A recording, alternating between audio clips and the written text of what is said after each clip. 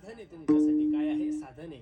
आणि ते साधनानं तुम्हाला काय करायचंय? सच्चिदानंद पदवी घेणे. तुम्ही आम्ही ज्या पदव्या घेतोय का पदवी आहे का महाराज? आपण या मनाला लावलेल्या पदव्या, बरोबर आहे का नाही? आवाजाचे जादूगार ही कंपनीतून थोडी आलेली आहे, बरोबर आहे का नाही?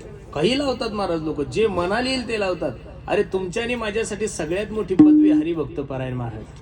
हरीच्या भजनात नित्य पारायण असणारे लोक बाकीच्या पदव्या लावायची काय गरज आहे? काही 408 200 पार कशाला लावतात एवढ्या पदव्या? हे उपद्रव आहे महाराज, काही गरज नाही, बरोबर आहे का नाही?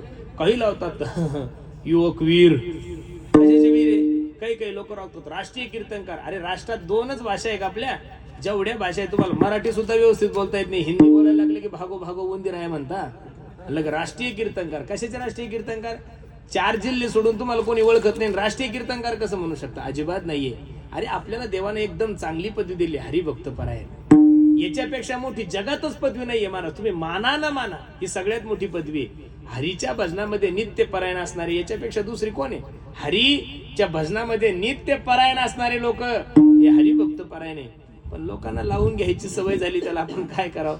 विनोदाचार्य काय लावतील काही सांगता येत नाही. कीर्तन सम्राट, अरे ते काही तमाशा आहे का एखादी मिसळ आहे, काय लावतात काही कळत नाही.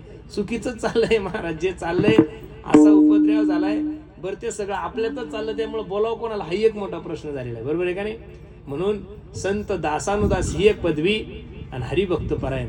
तुकोबराय तर सांगतात सच्चिदानंद पदवी घेणे. सच्चित आनंद हे तिन्ही स्वरूप देवाचे. सत्य तू सत्य तू सत्य तू सत्य साच खरे नाम विठोबाचे बरे. आनंद स्वरूप हे भगवंताचं आहे. चित म्हणजे प्रकाश स्वरूप भगवंत आहे आणि सत्य स्वरूप भगवान परमात्मा आहे. अशा या भगवंताचं जर तुम्ही पदवी जीवनामध्ये घेतली तर निश्चित तुमच्या जीवनाचं कल्याण झाल्याशिवाय